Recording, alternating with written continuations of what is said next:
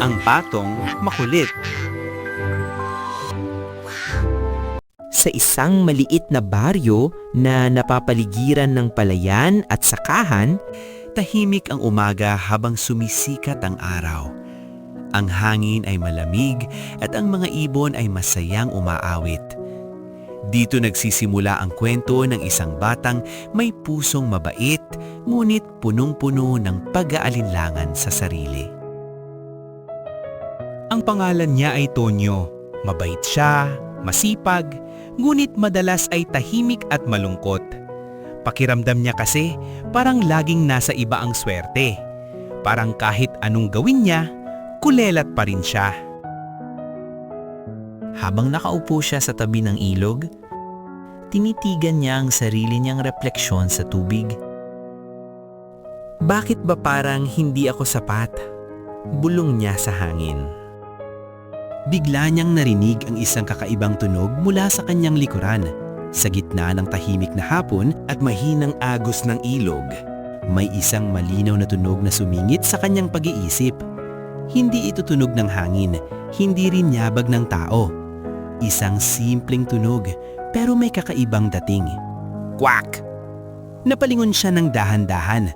Ang nooy nakakunot at ang puso'y bahagyang kumakabog sa pagtataka. Doon, sa likuran niya, may isang puting pato na may suot na maliit na pulang bandana, nakatayo ng tila may sariling esena. Hindi ito mukhang ordinaryong pato. Parang may lihim, parang may sasabihin, at parang simula ito ng isang kakaibang kwento. Paglingon niya, may isang puting pato na may pulang bandana sa leeg, nakatayo sa ibabaw ng maliit na bato at tila pinagmamasdan siya. Mukhang itong espesyal at kakaiba, hindi basta dumadaan lang. Lalo siyang nagulat nang biglang magsalita ang pato. Hindi simpleng kwak-kwak, kundi malinaw na salita na may halong kumpiyansa at kaunting pang-aasar. Tonyo'y napatalon sa gulat, hindi makapaniwala sa kanyang narinig. Kung ganyan ka tumingin sa problema mo, talagang hindi ka uusad, sabi ng pato. Napatalon si Tonyo sa gulat, hindi siya makapaniwala sa narinig niya. Napakurap siya at napaatras ng bahagya. Iniisip kung nananaginip lang ba siya ngayon. Ang pangalan daw niya ay Patong Makulit. Isa raw siyang pato ng kaginhawaan na nagpapakita lamang sa batang nawawalan ng pag-asa, at dumadating siya sa tamang oras kapag ang puso ng isang bata ay halos susuko na. Hindi kita bibigyan ng pera, sabi ng pato. Hindi rin kita gagawing instant milyonaryo.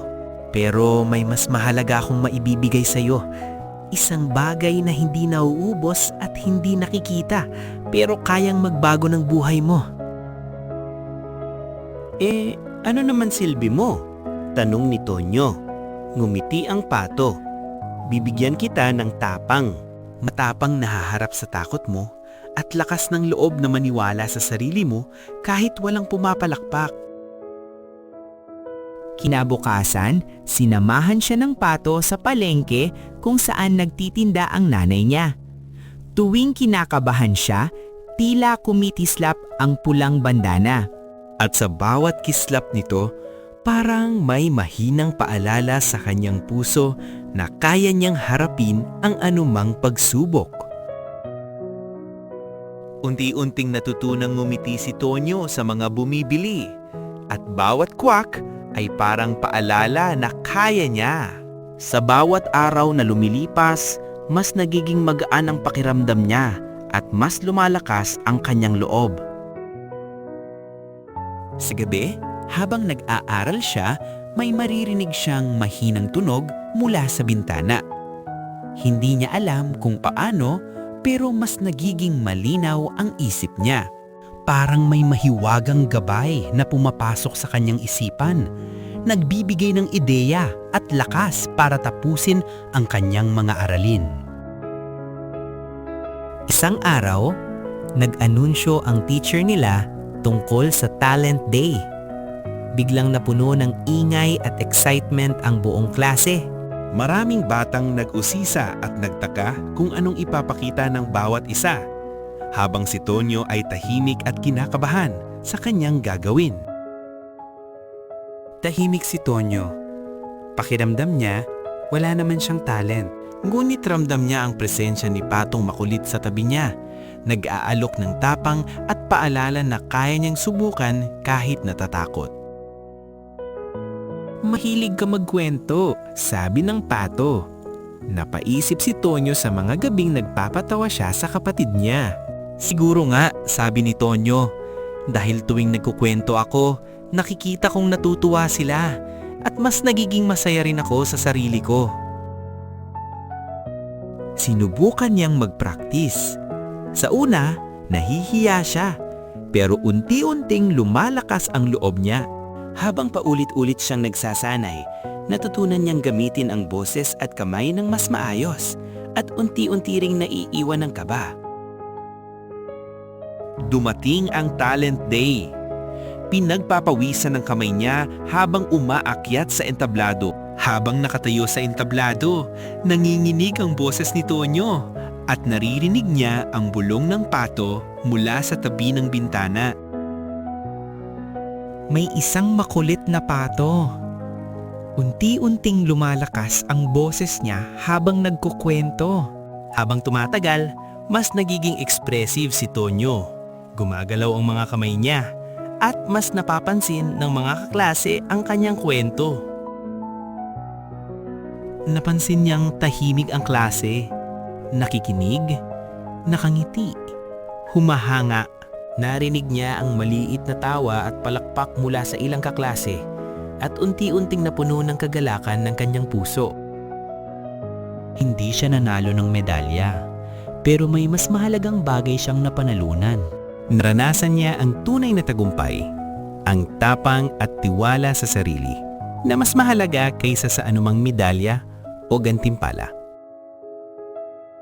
Isang linggo, nagkasakit ang tatay niya. Nahirapan ang pamilya sa pera. Naging mabigat ang mga araw sa kanilang bahay at ramdam ni Tonyo ang pag-aalala ng kanyang nanay.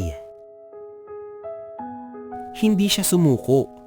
Nagbantay siya sa tindahan at tumulong sa nanay niya. Maaga siyang gumigising upang mag-ayos ng paninda, magbilang ng sukli at ngumiti sa bawat mamimili. Tahimik lang ang Pato habang pinagmasdan siya. Alam nitong unti-unti nang natututo si Tonyo. Sa bawat kilos ni Tonyo, makikita sa mga mata ng Pato ang pagmamalaki.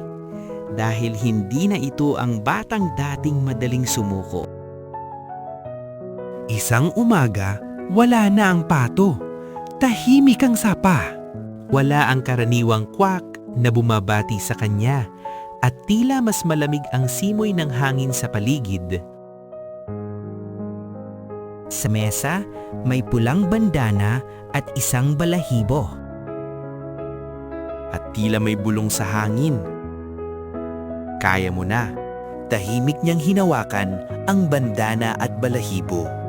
At sa sandaling iyon, naramdaman niyang nasa loob na niya ang tapang na minsang itinuro ng Pato.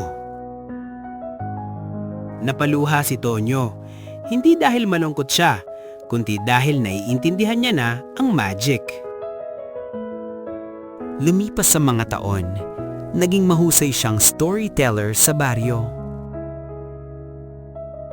Tuwing may batang nagsasabing hindi nila kaya, gumingiti siya at nagsisimula ng isang kwento. Minsan, may maririnig siyang mahinang kwak sa hangin. At alam niyang may mga magic na hindi kailanman nawawala. Dahil ang tunay na kaginhawaan ay hindi pera. Ito ay tapang, paniniwala at isang boses na nagsasabing, "Kaya mo yan."